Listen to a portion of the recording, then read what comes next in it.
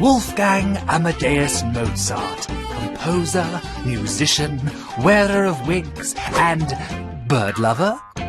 Mozart had a pet starling and found it quite an inspiration, particularly when it learned to sing his catchily named Piano Concerto No. 17 in C minor, FF. Wunderbar, wunderbar!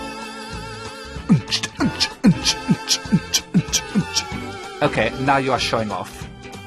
Mozart loved the little bird, so as you can imagine, he was pretty gutted when he carved it. In fact, he was so sad, he had a massive funeral and made all his friends and family come along. Which is a bit weird.